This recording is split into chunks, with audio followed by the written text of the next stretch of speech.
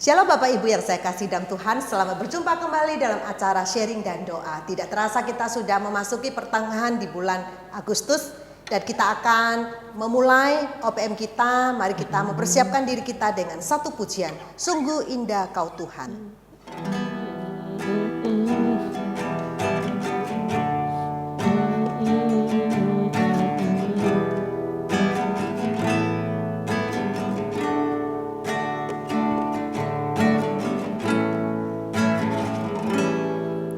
Ku cari wajah-Mu, temukan kasih-Mu. Kau bukan Tuhan yang jauh dariku.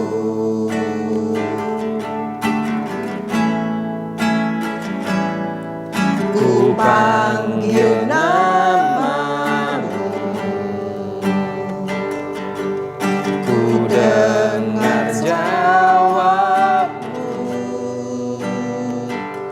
Kau Tuhan yang selalu dengar seruan hatiku.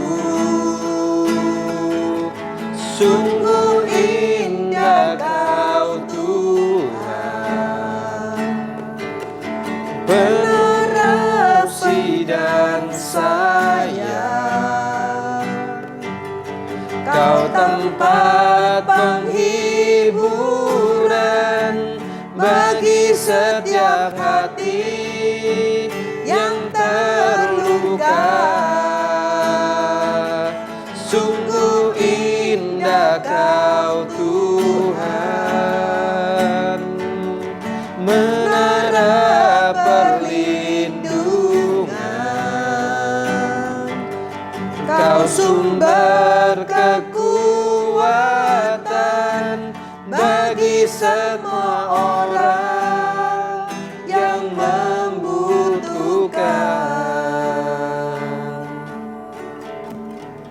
Mari kita berdoa. Sungguh indah Kau Tuhan, karena Engkau adalah sumber kekuatan, pengharapan, penghiburan bagi setiap kami. Kami boleh ada sampai hari ini, semua karena anugerah Tuhan. Oleh sebab itu, ajarkan kepada kami untuk selalu memandang kepada Tuhan. Apapun yang kami kerjakan, biarlah semuanya untuk Tuhan. Kami menyerahkan untuk acara OPM ini ke dalam tangan-Mu dari awal sampai akhir. Segala pujian, nanti sharing, renungan, pokok doa, semuanya boleh berkenan kepada Tuhan. Terima kasih Bapa, di dalam nama Yesus kami berdoa. Amin. Bapak Ibu, yang lalu kita sudah mendengar sharing dari penginjil Wasan mengenai panggilan Tuhan dalam hidupnya di bidang pendidikan, di mana Tuhan memanggil dia untuk boleh mengajar anak-anak di sekolah SKE. Pada saat ini kita akan mendengar seorang ibu yang sangat sederhana dan sangat dikenal oleh semua orang, baik di Elion Satelit maupun di Elion-Elion yang lain dan bahkan di luar gereja. Inilah dia, yaitu sering saya panggil Yang Lausu. Halo Yang Lausu. Halo, kenalkan dirimu Yang Lausu. Oke, nama saya Jingwen ya, Joyce. Kalau suami saya Weijong ya, atau Wibisono. Terus Anak 3 anak, Yali, Yaming, Felix. Terus 3 mantu, 6 cucu. Mantunya namanya? Mantunya Regina. Terus Sama kalau mantu perempuan ya, kalau mantu laki itu Singgi sama Lukito. Terus cucunya hafal? Oh, hafal. Silakan nama cucunya. Cucunya yang paling besar itu Hau di Australia. Lalu Phoebe itu yang di Australia. Kalau yang di Surabaya Yali itu Michelle, terus Mega sama Tetrik. Nama cucu saya Level Faith Gunawan. Jadi saat menanti anak ini datang, orang tuanya mengalami ujian iman yang sangat besar ya. lalu akhirnya dapat janji Tuhan. Jadi level itu janji Tuhan ya. Kalau saya sering panggil ini Yang Lause. Yang Lause ini pertama kali pakai bahasa Indonesia. Biasanya kalau ngomong itu bahasa Mandarin. Jadi harap maklum ya bahasa Indonesia. Tapi boleh diakui bahasa Indonesia lumayan. Nah, kira-kira Yang Lause itu punya mertua, punya suami, punya anak, punya menantu, punya cucu. Berarti Yang Lause itu punya peran tuh 5. Gak gampang ya. Kira-kira ada gak kesulitan? Ya kesulitan itu pasti ada ya, nggak mudah sih.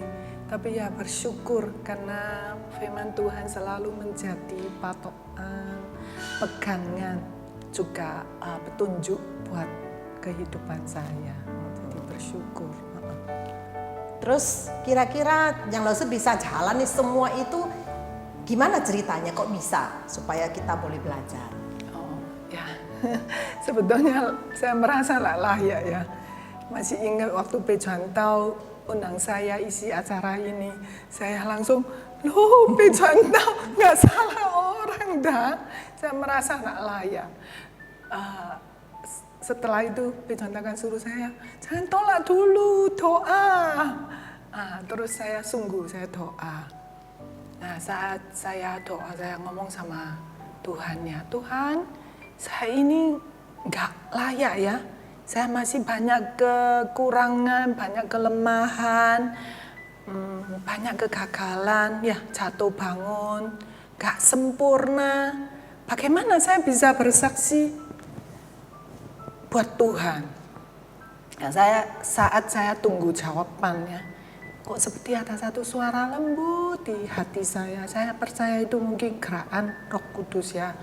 Jadi gini, kalau mau saksi buat Tuhan itu nggak perlu tunggu sempurna. Kalau mau tunggu sempurna, nggak akan sempurna dan nggak akan ada kesempatan. Jadi namanya kesaksian buat Tuhan, itu cerita tentang Tuhan, perbuatan Tuhan, kehebatan Tuhan. Bukan tentang diri kita. Oh, saya ngomong, oh gitu ya Tuhan. Jadi nggak apa-apa, nggak apa-apa. Setelah itu saya ngomong, oke, kalau memang sharing saya justru di dalam kelemahan saya bisa kuasa Tuhan menjadi sempurna, ya oke lah saya mau. Ya itu sebabnya saya beranikan diri hari ini datang di sini. Ya Pejantau. Oh gitu. Terus Yang Lause itu orangnya yang sangat sungguh-sungguh. Saudara, kalau dia melakukan segala sesuatu sangat persiapan dengan baik. Di rumah dia menyiapkan dengan baik. Kemudian Yang Lause itu bukan hanya di rumah, tapi Yang Lause juga aktif ya di EMC, aktif di tempat lain, ngajar, sempat masuk radio ya, siaran. Saya ingat waktu yang lalu.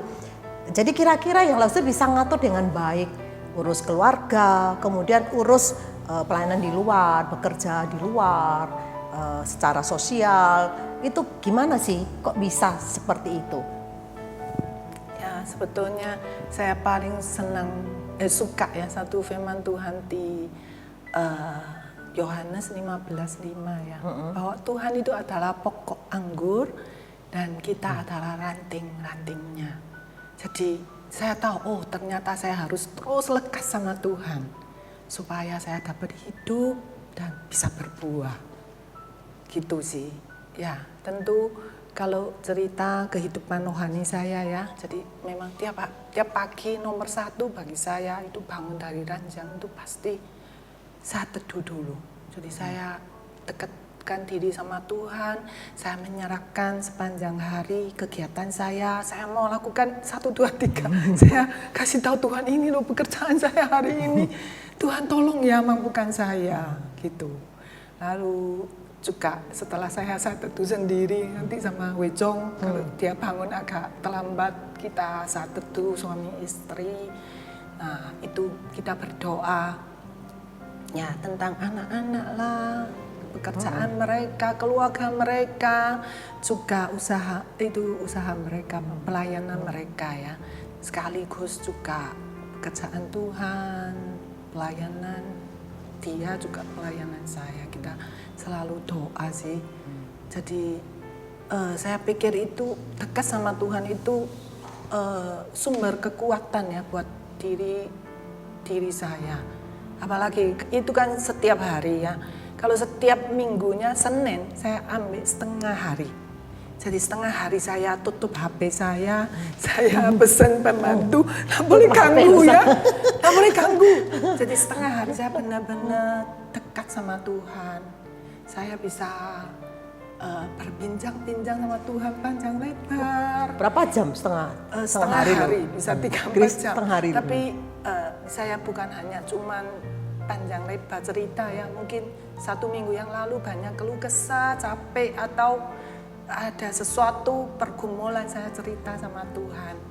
Tapi lebih lagi saya juga menyerahkan jadwal 1 minggu ini ya kepada Tuhan, dan saya minta supaya firman Tuhan menjadi kekuatan bagi saya.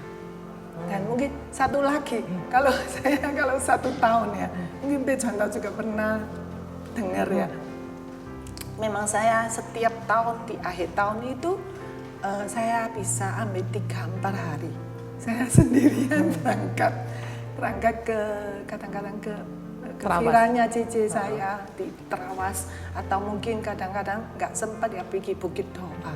Tapi saya benar-benar 3-4 hari. Retreat. Saya retreat sendiri, Iya. bukan sama orang lain, saya retreat sendiri. Nah di situ saya evaluasi.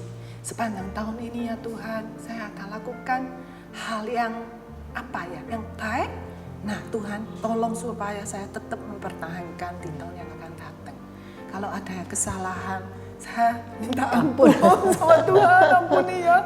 Saya tahun yang lalu lakukan begitu banyak kesalahan. Terus komitmen ke depan, Terus tahun saya depan. minta Tuhan gimana ya, saya juga serahkan jadwal saya, rencana saya di tahun depan. Tuhan, kira-kira Tuhan berkenan saya lakukan apa di tahun yang akan datang. Itu sih, itu yang kehidupan rohani saya. Tapi saya pikir suami saya juga sangat mendukung saya ya, Wejong ya. Saya juga bersyukur karena mulai kecil dia ketat kehidupan rohani. Jadi kalau hari Minggu harus ke gereja anak-anak. Kalau mau pergi luar kota atau mau pergi luar negeri, pokoknya harus ke gereja dulu, baru boleh kegiatan lain. Kecuali sakit berat, panas tinggi baru nak ke gereja.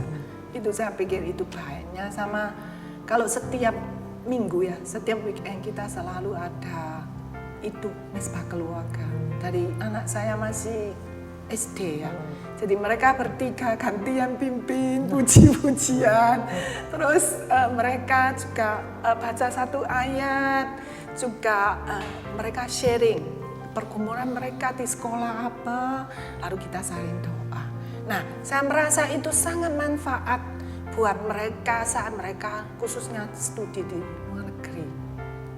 Jadi mereka tidak sampai punya pergaulan yang rusak atau salah jalan ya, tapi justru aktif melayani Tuhan. Sampai Yali, Yaming, Felix tiga-tiga itu jadi ketua komsel waktu studi di luar negeri. Jadi bersyukurlah. Tapi sampai hari ini ya, bersyukur tetap pandemi ini kita ada Zoom. Jadi setiap minggu sore kita tetap ada mesbah keluarga sampai hari ini.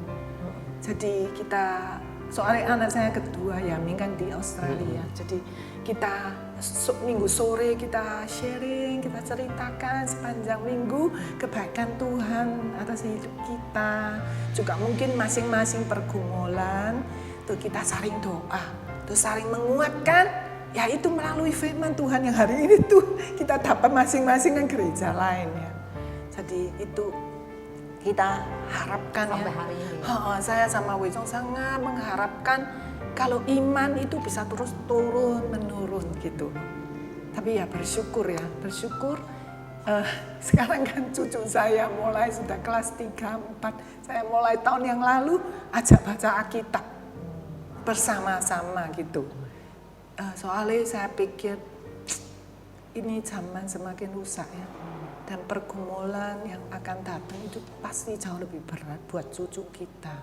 Jadi kalau mereka kuat di dalam iman, di dalam firman Tuhan, mereka bisa hadapi tantangan yang semakin berat nanti. Tapi ya bersyukur ya, cucu saya yang Michelle itu atau Mega yang agak besar, kalau ada masalah atau sakit, dia sudah spontanitas ya, bisa langsung ngomong, ayo Ma doa cepat gitu. Jadi bersyukurlah, karena benar ya Sudah kita dididik mesti awal. sengaja ya buat suasana rohani di dalam rumah. Dan kalau kita ada telepon sama anak-anak ya selalu juga cerita, libatkan Tuhan ya, seperti firman Tuhan kan dikatakan, baik duduk, baik berdiri, jalan, di ranjang, dimanapun, ceritakan tentang Tuhan. Jadi kalau telepon, setiap kali kalau mereka cerita pergumulan mereka, kesulitan mereka, selalu tutup pasti dengan doa.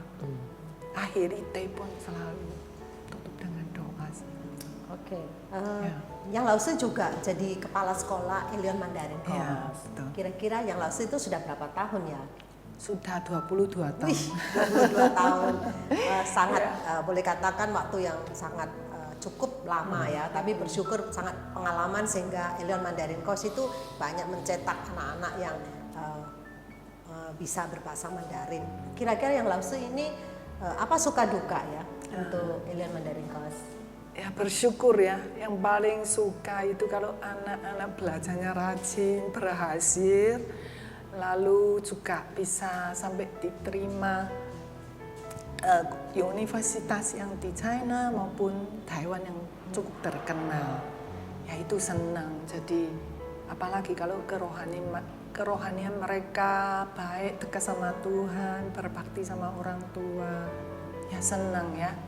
Terus juga satu hal yang membuat saya bahagia kalau ada murid kita atau guru ya, khususnya dulu kita kan undang Conggok Lause ya.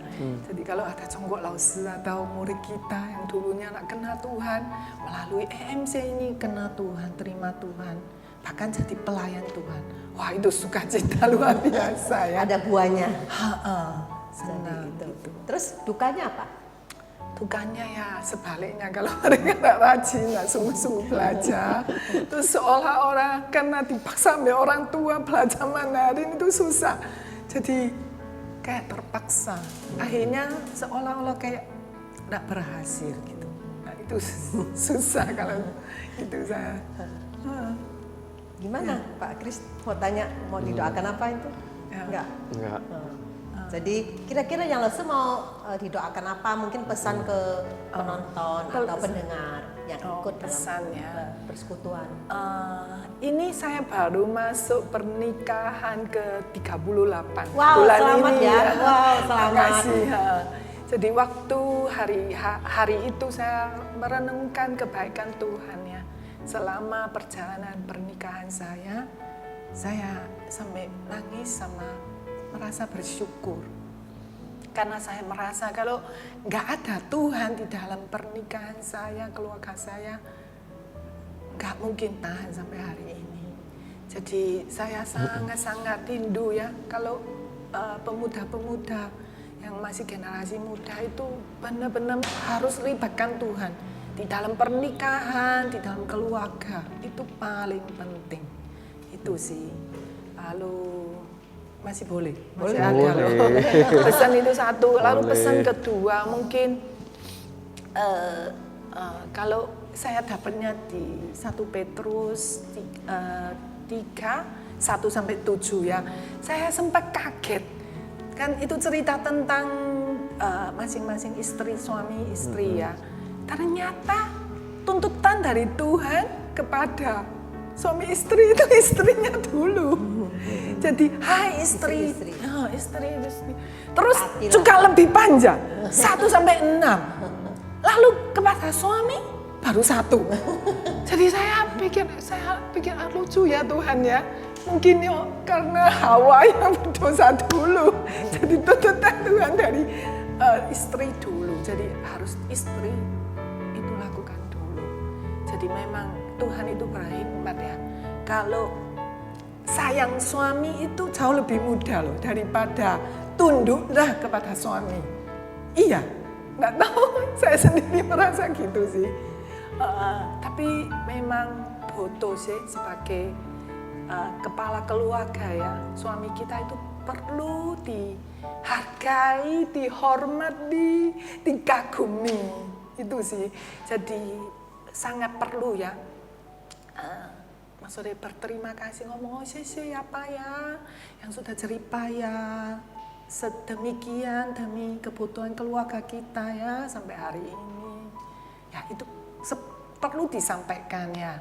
Lalu juga perlu dipuji ya, kadang-kadang perlu dipuji. Lalu juga perlu sering-sering ngomong-ngomong ini.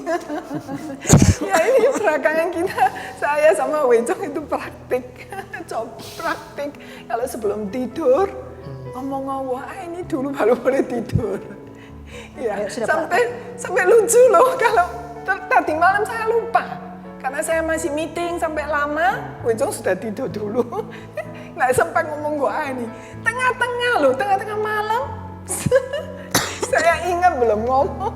Terus tengah-tengah malam saya ngomong, Pak, ini. Sampai ketawa Wejong. Ya memang saya bukan berarti saya sudah berhasil ya. Enggak, saya kadang berhasil, kadang gagal. Tapi ya itulah, sekolah pernikahan memang gak pernah tamat.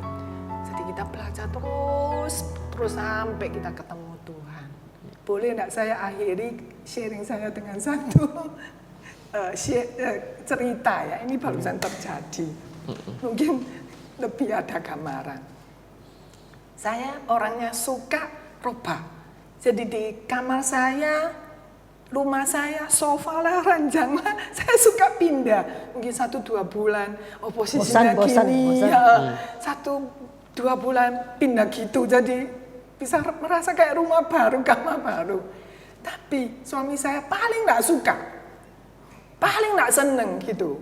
Nah, karena pandemi ini, Wejong kan hampir nggak ke kantor ya. Tapi dia kan tetap ada kerjaan, pelayanan di rumah, masih butuh tempat kerja yang enak. Soalnya kadang-kadang dia meeting, saya meeting. Jadi bisa rame gitu ya, sama-sama Zoom. Jadi saya pengen gitu loh, bikin kantor untuk dia. Tapi dia suka ada AC. Rumah saya itu nggak ada AC kalau ruangan, kecuali ruang makan ada AC. Jadi saya pikir sudah lama saya mau bikin kantor yang ada AC di ruang makan. Terus ruang makan itu pindah bikin ruang keluarga karena cukup besar. Saya pikir gitu. Tapi enggak berani karena saya pikir pasti bertengkar, pasti enggak mau gitu ya. Terus ini barusan dia ke Lampung. Karena kerjaan ini kebanyakan di Lampung. Jadi sama Felix dia ke Lampung. Saya pikir ini kesempatan dia enggak ada. Jadi kalau Mandarin ngomong sensia sowejang itu lakukan dulu. Kalau soal dia lah senang, sudah terlanjur. Lulusan belakang, pikir gitu. Terus pagi saya kan doa, saya sampai Tuhan dulu. Sama Tuhan, hari ini saya sudah pesan sama pembantu, sama Konglen, karena kan berat toh. Hari ini saya mau pindah. Boleh enggak ya Tuhan? Tanya Tuhan. Terus biasa saya setelah tanya, saya diam dulu, tunggu Tuhan jawaban apa gitu. Tahu-tahu ada suara itu, telepon dulu. saya masih berdebat sama Tuhan. Loh, kalau telepon dulu, tanya dulu, pasti enggak boleh. Gitu. Tapi karena suara itu kuat ya, di dalam hati kayak kuat gitu loh. Harus tanya dulu, telepon dulu. Jadi akhirnya saya ngomong, ya Tuhan, saya tak mau dukakan Roh Kudus. Ya sudah, saya taat. Jadi saya doa, terus saya telepon. Terus saya cerita sama Wejong, rencana saya gini-gini. Tapi saya ada ngomong, kalau Papa setuju, wah saya happy sekali hari ini saya mau bikin kantormu yang pasti kamu seneng gitu. Tapi kalau Papa nggak setuju, juga nggak apa-apa. Tapi saya sedih. Saya nggak marah kok gitu. Karena dia kadang-kadang dia bisa, karena kalau takut saya marah, jadi dia terpaksa boleh gitu. Jadi saya ngomong dulu, kalau nggak boleh ya nggak apa-apa. Gitu. Tapi akhirnya Wejong ngomong gini, Sudahlah, tunggu, aku pulang sih. Jadi itu sama dengan Enggak. Nggak boleh. nggak boleh tolak gitu loh. Tapi ya bersyukur karena saya sudah berdoa ya. Jadi saya anggap jawaban dari Wejong itu pun jawaban dari Tuhan. Jadi ya nggak sampai kecewa ya. Nah setelah dia pulang, kok diam, nggak ngomong. 1 minggu, 2 minggu, 3 minggu, kok diam nggak ngomong. Terus satu pagi kita kan saat teduh bersama, terus saya ngomong gini, Pak, saya kok kepingin tahu ya, Jawabannya kenapa itu kan untuk Papa, kan enak. Ya loh, saya nggak tega loh, dia kan di meja meja apa? Hias. Hiasnya kamar saya, jadi dia gantung-gantung kalau tulis. Terus gak enak gitu loh. Terus dia ngomong, karena itu meja makan itu berat dan kaca, saya takutnya pecah. Oh gitu, akhirnya saya ngerti kenapa dia tolak. Terus akhirnya kita diskusi, kalau nggak di situ, oh mana lagi ya? Akhirnya kita ketemu satu tempat dan win-win solusi. Jadi akhirnya saya tetap bikin dia kantor yang dia suka. Akhirnya dia ngomong, Sisi loh bikin saya kantor yang enak gitu loh. Jadi ya ini pengalaman sih, satu pengalaman. Memang mau taat itu memang kadang-kadang nggak gampang. Tapi saat kita mau belajar, Tuhan berkenan. Itu sih. Tapi bukan setiap kali saya bisa berhasil ya. Saya Jadi juga semua sering yang ada. dilakukan sebenarnya untuk Tuhan lah. Iya, tapi apapun yang kegagalan dikerjakan. juga sering terjadi gitu loh. Tapi saya merasa nggak apa-apa, asal kita punya hati yang mau terus perbaiki, terus mau merubah diri gitu loh. Iya, iya. Terus didoakan apa? Didoakan ya supaya berkenan ya, bergaul dengan Tuhan, berkenan di hati Tuhan sampai ketemu Tuhan. Itu sih paling penting. Oke, kita akan dengar renungan firman Tuhan dulu ya. Ya. Mari kita berdoa sebelum kita mendengar firman Tuhan. Bapa dalam surga, kami mau mendengar firman-Mu Tuhan yang berbicara kepada kami melalui firman Tuhan, boleh meneguhkan iman kami untuk terus setia kepada Tuhan, melakukan apa yang Tuhan berkenan kepada kami. Terima kasih Bapa, di dalam nama Yesus kami berdoa. Amin. Bapak Ibu, kita sudah mendengar apa yang di-sharingkan oleh Yang Lause atau Ibu Cingwen. Bagaimana di dalam dia hidup berkeluarga, bagaimana dia bersama suami, dia bersama anak, bersama menantu, bersama cucunya. Bagaimana di dalam keluarganya mereka selalu bisa sharing, bisa berdoa bersama, ada mesbah keluarga, dan juga bagaimana dia melakukan kewajibannya, bahkan dia menciptakan hal-hal yang hubungan suami istri sesuai dengan firman Tuhan, bagaimana apa yang diperintahkan Tuhan dalam kehidupannya, dia bisa mengucapkan saya mengasihimu, dan bahkan di dalam keluarga yang sangat Tuhan pakai di dalam menjadi contoh bagi orang lain. Dan saya ingat ada satu ayat Alkitab bahwa apapun yang dilakukan itu semuanya itu untuk Tuhan. Saya ambil di dalam Kolose pasal yang ketiga ayat 23 sampai 24 berbunyi demikian. Apapun juga yang kamu perbuat, perbuatlah dengan segenap hatimu seperti untuk Tuhan dan bukan untuk manusia. Kamu tahu bahwa dari Tuhanlah kamu akan menerima bagian yang ditentukan bagimu sebagai upah. Kristus adalah Tuhan dan kamu hambanya. Renungan firman Tuhan saya ambil judul Lakukan untuk Tuhan. Bapak Ibu, Paulus menulis surat kepada jemaat di Kolose. Jemaat yang di Kolose ini adalah jemaat yang didirikan oleh Epafras atau Epafroditus, seorang penginjil yang Paulus tugaskan untuk mengabarkan Injil di antara orang-orang Yahudi. Paulus bukan mendirikan jemaat Kolose, tetapi Paulus melihat bagaimana jemaat ini sangat berharga seperti jemaat-jemaat yang lain.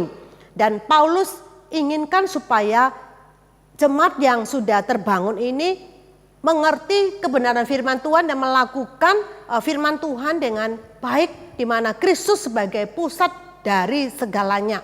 Dan Paulus memberikan nasihat bagaimana kewajiban seorang suami, seorang istri, seorang anak maupun seorang hamba. Di ayat 23 ada 2 nasihat Paulus.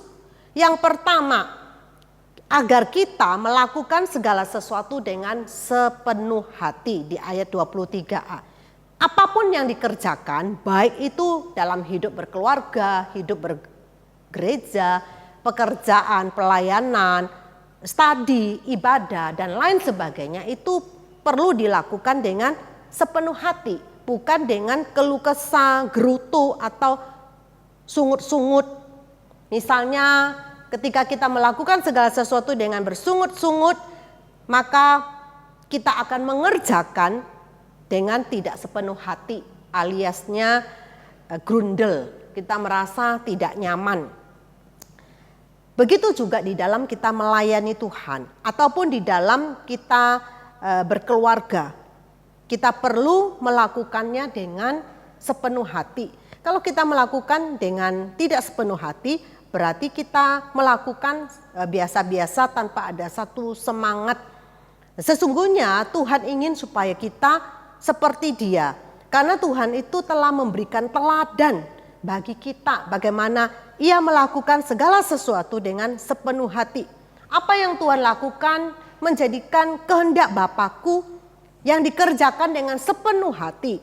Bagaimana Tuhan melewati segala penderitaan yang hebat. Bahkan Tuhan sampai mati di atas kayu salib.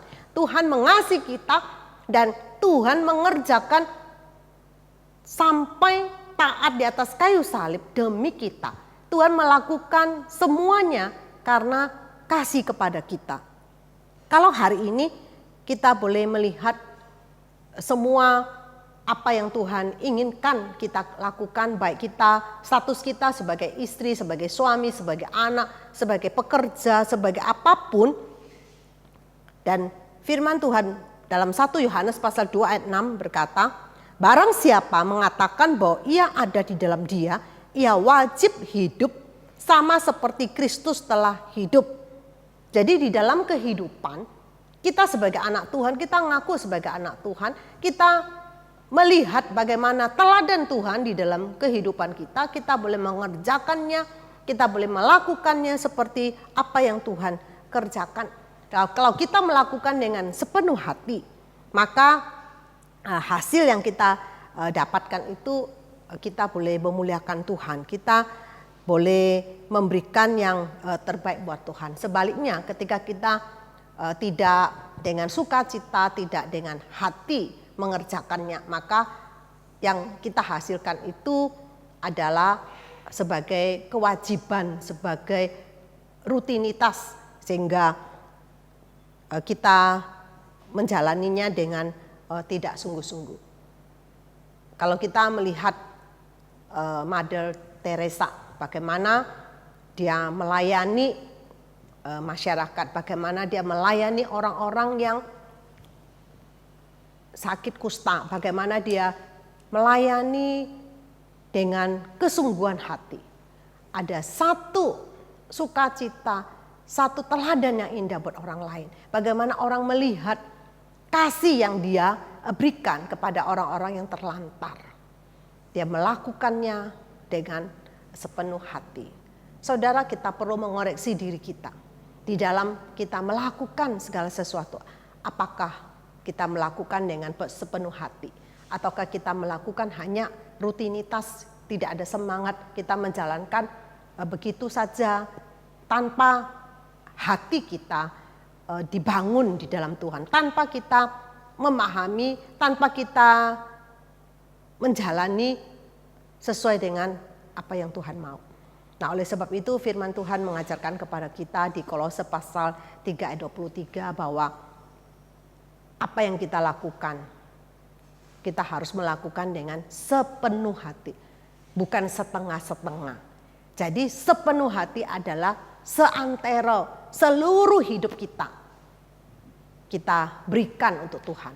Jadi apapun tugas kita, apapun profesi kita, kita memberikannya sepenuhnya untuk Tuhan. Saya sangat tertarik ada beberapa slogan di tempat-tempat umum, misalnya di rumah sakit atau di poli kita. Saudara kalau masuk di poli Elion itu ada tertulis melayani dengan hati. Artinya itu melakukannya dengan hati. Hati kepada siapa? Hati kepada Tuhan. Itu hati yang benar-benar hati yang mengasihi orang lain. Itu satu slogan yang sangat indah. Begitu juga saudara kalau melihat di tempat-tempat lain ada tulisan seperti itu mengingatkan kepada kita sesuai dengan firman Tuhan untuk melakukannya dengan sepenuh hati. Kemudian nasihat Paulus yang kedua adalah kita melakukannya tidak hanya sepenuh hati untuk Tuhan, bukan untuk manusia. Kita melakukan dengan sepenuh hati untuk Tuhan, bukan untuk manusia. Di ayat 23b. Saudara, ini seperti di dalam hidup kita seringkali lebih senang, secara jujur kita lebih senang dipuji daripada kita dikritik. Itu hal yang wajar. Yang kita lakukan sebagai manusia itu adalah hal yang kelihatan dan kita melakukannya segala sesuatu dengan sangat baik. Tetapi itu hanya sebagai kewajiban. Tetapi kita lihat bahwa Tuhan itu melihat bukanlah aktivitas kita secara kasat mata kelihatan, tetapi yang dilihat Tuhan itu adalah hati kita. Motivasi kita melakukannya. Hati kita melayani, itulah yang berkenan kepada Tuhan. Apapun yang kita lakukan harus dengan motivasi adalah untuk Tuhan. Bukan untuk pujian manusia. Pujian manusia itu memang penting bagi kita, tetapi yang Tuhan mau dalam hidup kita itu adalah untuk Tuhan. Karena yang dilakukan oleh Tuhan, yang bisa melihat kedalaman hati kita itu adalah Tuhan. Jadi Bapak Ibu, jangan pernah merasa bahwa hidup berkeluarga, pelayanan, ibadah, pekerjaan yang kita lakukan itu kita sudah cukup. Atau kita merasa sudah rajin, sudah setia, mengiring Tuhan itu sudah cukup. Sesungguhnya Tuhan tuntut lebih dari itu. Yang Tuhan tuntut itu adalah kita mengerjakannya baik dilihat manusia maupun tidak dilihat manusia. Kita mengerjakannya dengan penuh semangat, dengan penuh dedikasi, dengan penuh komitmen, dengan penuh pemahaman bahwa yang kita lakukan walaupun tidak dipuji manusia, walaupun manusia tidak melihat, tetapi kita mengerjakannya untuk Tuhan.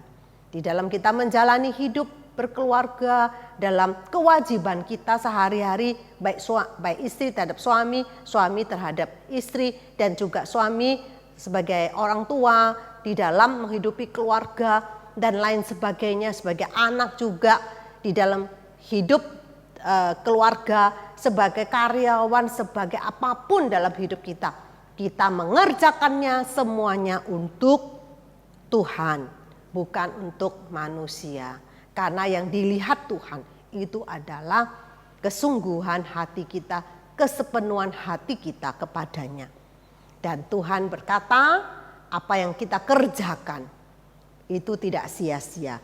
Di ayat 24 Kolose pasal 3:24 dikatakan, kamu tahu bahwa dari Tuhanlah kamu akan menerima bagian yang ditentukan bagimu sebagai upah. Kristus adalah Tuhan dan kamu hambanya.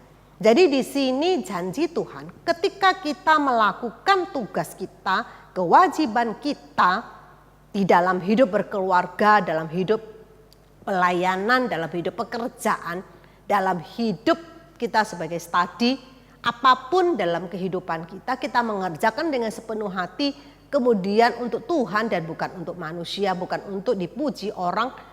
Yang kita kerjakan, Tuhan tidak membiarkan itu seperti itu saja, tetapi Tuhan akan memberikan upah. Nah, janji Tuhan akan memberikan upah kepada kita yang melakukannya dengan sepenuh hati. Di sini salah satu contoh adalah Kaleb, tokoh Alkitab Kaleb. Kaleb berusia 40 tahun ketika Musa menyuruh dia dan 12 pengintai untuk mengintai Kanaan.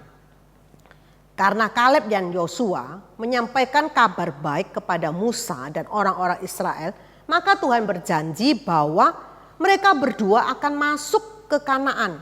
Yang lain mati di padang gurun. Musa berjanji bahwa Hebron menjadi milik Kaleb dan keturunannya sampai selama-lamanya. Jadi selama 45 tahun Kaleb tetap setia mengikut Tuhan dengan sepenuh hati. Kaleb berkata kepada Yosua, "Jadi sekarang sesungguhnya Tuhan telah memelihara hidupku seperti yang dijanjikannya. Kini sudah 45 tahun lamanya sejak diucapkan Tuhan firman itu kepada Musa. Dan selama itu orang Israel mengembara di padang gurun. Jadi sekarang telah berumur 85 tahun aku hari ini. Dan pada waktu ini aku masih sama kuat seperti pada waktu aku disuruh Musa. Seperti kekuatanku pada waktu itu, demikianlah kekuatanku sekarang untuk berperang dan untuk keluar masuk." Yosua pasal 14 ayat 10 sampai 14. Nah, di sini kita melihat bagaimana Kaleb setia melakukannya dan Kaleb tetap setia. Dan Tuhan memberikan janjinya. Karena Kaleb setia mengerjakan apa yang menjadi kewajibannya. Dan Tuhan memberikan janji dan upah. Upah yang dia terima itu setelah 45 tahun. Jadi totalnya itu umur 85 tahun Kaleb baru menerima upah yang Tuhan tentukan baginya. Sehingga dia upahnya, kekuatannya seperti masa muda. Umur 40 tahun dengan gagah-gagahnya. Walaupun dia umur 85, dia sama gagahnya. Masih kuat keluar masuk, masih kuat. Berjalan masih kuat. Mata seperti waktu masih muda. Kekuatannya seperti masa muda. Itu upah yang Tuhan berikan. Bahkan Tuhan memberikan Hebron. Itu untuk Kaleb. Jadi kita melihat bagaimana upah yang Tuhan janjikan ketika kita melakukan, mengerjakan kewajiban kita dengan sepenuh hati. Dan sungguh-sungguh Tuhan melihat dan Tuhan akan memberikan balasan kepada apa yang kita lakukan. Memang bukan berarti kita memancing Tuhan. "Oh Tuhan, aku sudah melakukan ini, ayo Tuhan kasihkan aku berkat-Mu." Bukan seperti itu. Tapi yang Tuhan inginkan bahwa setiap kita harus melakukan kewajiban kita masing-masing. Baik sebagai suami, sebagai istri, sebagai anak, sebagai hamba, sebagai karyawan, sebagai apapun. Kita mengerjakannya dengan sungguh-sungguh, dengan sepenuh hati. Dan Tuhan akan memberikan upahnya untuk kita. Saudara, yang satu pertanyaan buat kita. Mungkin saudara saat seperti ini, di masa-masa pandemi belum berakhir, di saat-saat masih COVID makin menaik, mungkin kita melihat sepertinya kita kelelahan, kita kecapekan di dalam kita melakukan tugas dan kewajiban kita. Kita merasakan begitu-begitu saja, apa yang kita kerjakan sepertinya biasa. Tetapi firman Tuhan pada hari ini boleh mengajarkan kepada kita. Mari kita membangun dedikasi kita kepada Tuhan. Mari kita membangun hidup berkeluarga kita melalui firman Tuhan. Mengajarkan kepada kita untuk taat menjalankan apa yang Tuhan ingin kita kerjakan. Apa yang Tuhan ingin kita lakukan.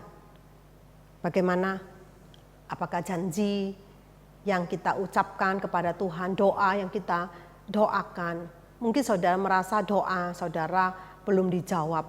Mungkin saudara merasa apa yang saudara dikerjakan belum dapat hasilnya. Tetapi ingatlah bahwa Tuhan tidak pernah ingkar janji. Tuhan selalu memberikan penyertaannya. Tuhan memberikan kekuatan. Mungkin pada saat ini kita belum kelihatan apa yang kita dapatkan, tetapi kita satu hal, bahwa Tuhan selalu menyertai kita. Tuhan selalu ada untuk setiap kita. Tinggal kita dekat dengan Dia, kita datang kepadanya. Maukah saudara? Maukah kita kembali kepada Tuhan, fokus kepada Tuhan? Mungkin kita merasa lelah sebagai seorang suami bekerja keras di tengah-tengah masa pandemi. Ingatlah bahwa Tuhan akan memberikan kekuatan. Sebagai istri kita merasa lelah dengan kondisi situasi pandemi ini. Tetapi ingatlah Tuhan akan memberikan kekuatan.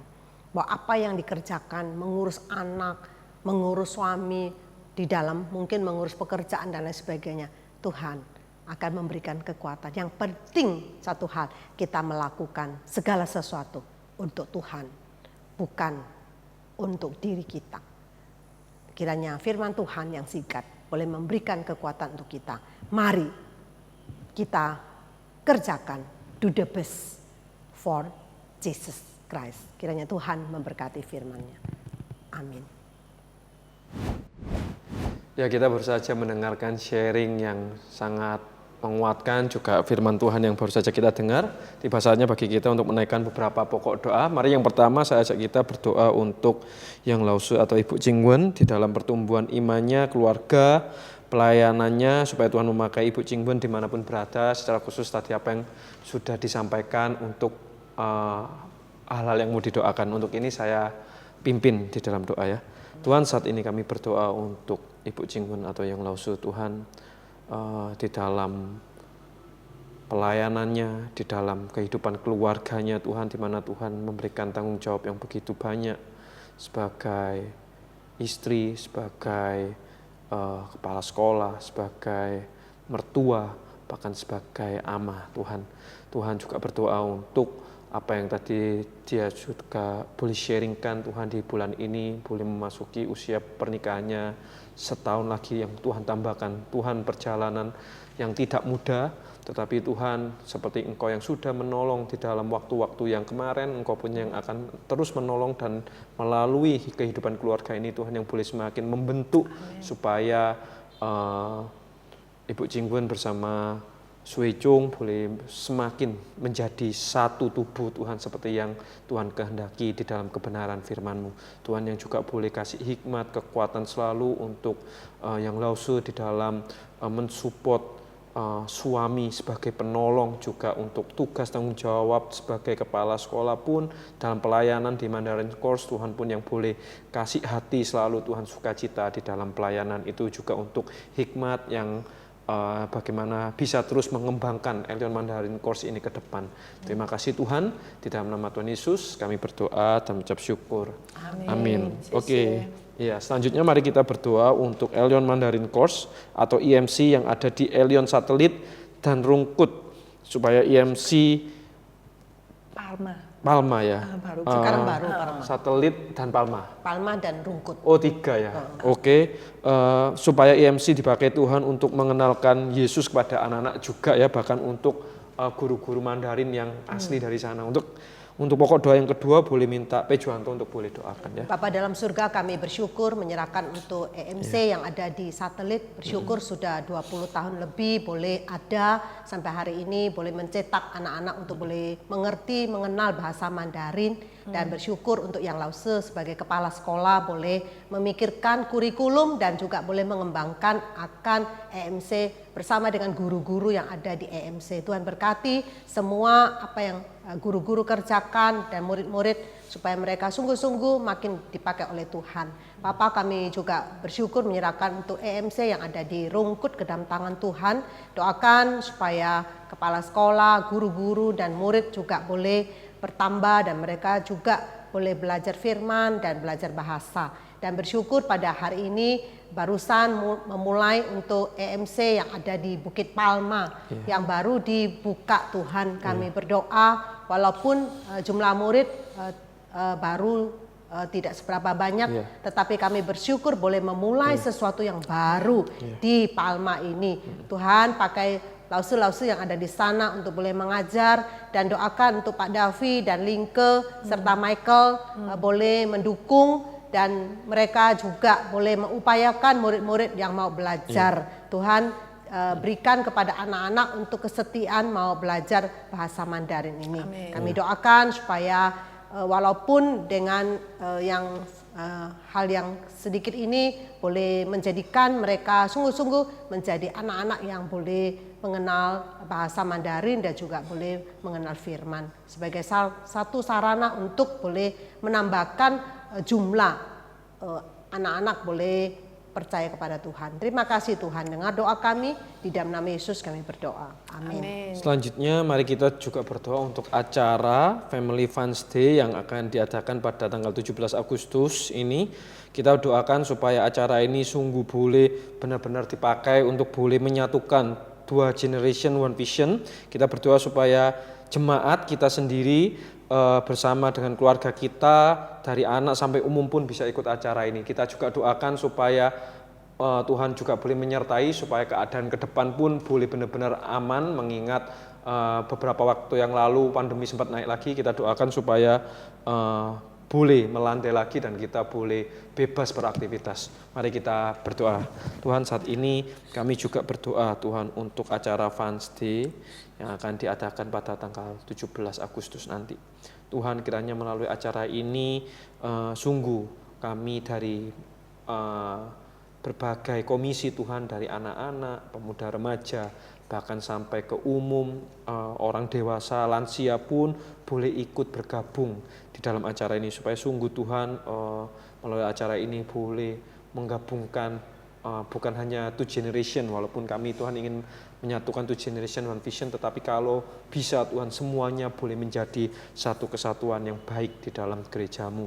Kami boleh saling mengenal sebagai anggota tubuh Kristus Tuhan, dan kami juga berdoa kiranya Tuhan yang boleh tolong di dalam persiapan acara ini, apapun yang panitia bikin kiranya Tuhan yang boleh berkenan. Amin. Dan kami tidak lupa berdoa untuk masalah cuaca, Tuhan yang boleh berikan cuaca yang terbaik. Kita juga berdoa Tuhan untuk masalah kondisi pandemi yang sampai sekarang belum berakhir. Kami mohon kiranya Tuhan yang boleh tetap berbelas kasihan, jaga, lindungi supaya sungguh kami boleh mengadakan acara ini. Ya. Terima kasih Tuhan, di dalam nama Tuhan Yesus kami berdoa dan ucap syukur.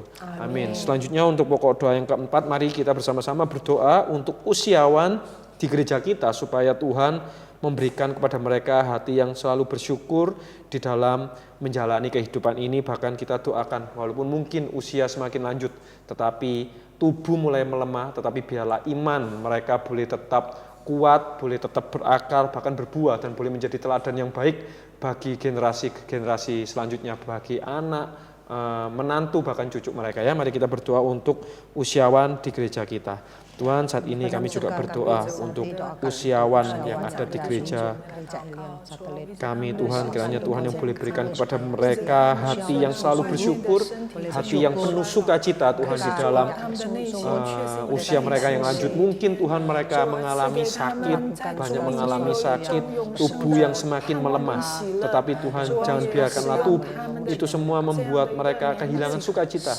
Tetapi sebaliknya justru iman mereka boleh semakin berakar, mereka boleh semakin bertumbuh Tuhan, dan mereka boleh justru menghasilkan buah-buah bagi Engkau Tuhan. Mereka boleh menjadi contoh teladan yang baik bagi anak-anak mereka, bagi cucu mereka, bahkan mungkin bagi cicit-cicit mereka Tuhan. Tuhan yang boleh selalu kasih hati yang penuh dengan sukacita, ucapan syukur. Terima kasih Tuhan. Selanjutnya kita juga tidak lupa berdoa untuk anak-anak sekolah minggu sampai remaja pemuda, supaya Tuhan juga boleh memberikan kepada anak-anak ini pertumbuhan iman. Mereka sejak kecil mereka boleh dididik, mereka yang remaja pemuda mereka sungguh benar-benar mengalami pengalaman berjalan bersama Tuhan, mengalami perjumpaan dengan Tuhan pada usia mereka yang masih muda. Mereka sungguh boleh mengenal Tuhan, mereka boleh memiliki rasa takut akan Tuhan karena mengingat keadaan zaman hari ini, ya, bagaimana keadaan zaman hari ini yang semakin kacau, semakin jahat ini. Kita berdoa supaya sungguh generasi muda ini, anak-anak kita cucu kita boleh memiliki pengenalan akan Tuhan dan rasa takut akan Tuhan. Mari kita berdoa, buka suara sama-sama.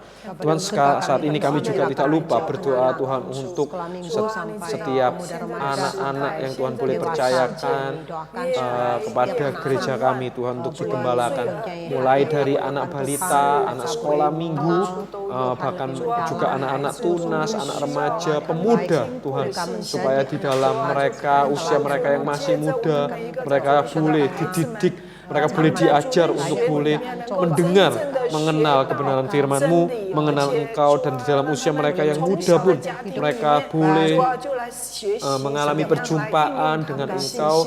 Mereka sungguh boleh mengenal Engkau, Tuhan. Mereka boleh benar-benar mengalami Engkau di dalam hidup mereka, sehingga mereka boleh memiliki hati yang takut akan Tuhan, sehingga itulah yang boleh menjaga mereka di dalam zaman hari ini. Tuhan yang boleh tolong, Tuhan yang boleh berbelas kasihan. Selanjutnya tidak lupa kita juga berdoa untuk bangsa dan negara kita. Kita bersyukur kalau Tuhan masih boleh pimpin bangsa dan negara kita sampai hari ini.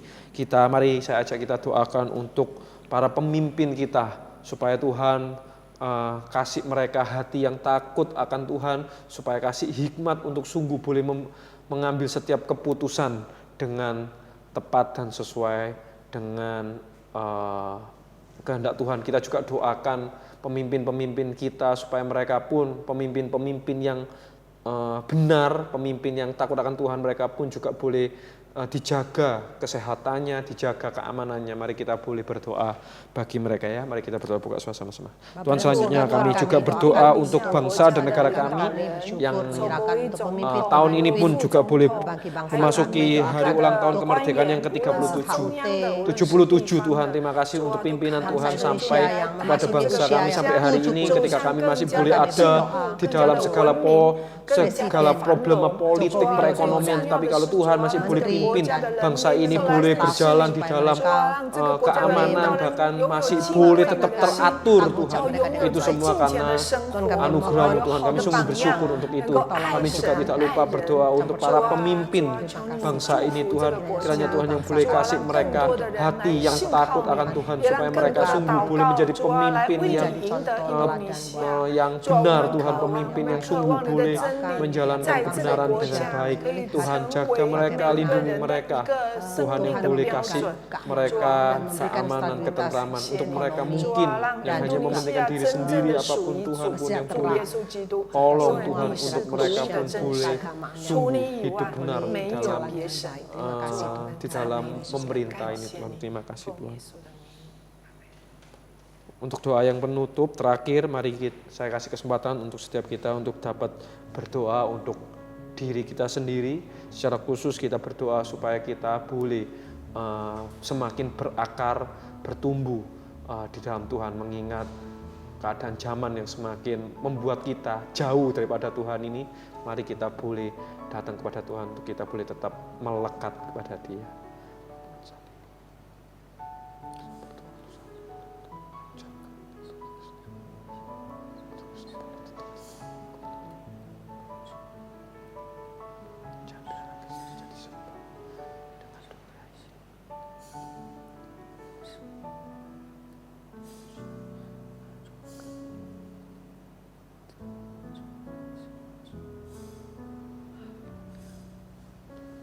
Tuhan, sekali lagi kami mengucapkan terima kasih untuk kesempatan hari ini, di mana kami masih boleh mendengarkan kebenaran firman-Mu, juga bahkan mendengarkan kesaksian dari rekan-rekan, juga menaikkan beberapa pokok doa. Terima kasih Tuhan, kiranya apa yang boleh kami dengar hari ini itu boleh menguatkan kami, Tuhan, bahwa kami tidak sendiri, kami tidak pernah berjuang sendiri, dan kami percaya kalau Tuhan boleh menjaga, melindungi, memimpin, menyertai rekan-rekan yang boleh men-sharingkan berkat Tuhan. Kami pun percaya bahwa Engkau pun Tuhan yang sama, yang juga menjaga, melindungi setiap kami. Tuhan, tolong kami untuk kami boleh peka, untuk kami boleh selalu menyadari Tuhan penyertaan-Mu di dalam kehidupan kami. Jangan biarlah kami bersandar dengan kekuatan kami sendiri, tetapi biarlah kami semakin bersandar kepada anugerah-Mu dalam hidup kami, Tuhan, untuk kami boleh percaya dan kami taat di dalam waktu Tuhan. Terima kasih Tuhan, di dalam nama Tuhan Yesus kami berdoa dan mengucap syukur. Amin. Amin. Bapak Ibu, demikianlah acara sharing dan doa kita pada malam hari ini. Apabila Bapak Ibu ingin didoakan, bisa menghubungi nomor telepon yang tertera berikut ini. Nanti hamba Tuhan akan menelpon Bapak Ibu dan akan mendoakan. Sampai jumpa pada waktu yang akan datang. Dah.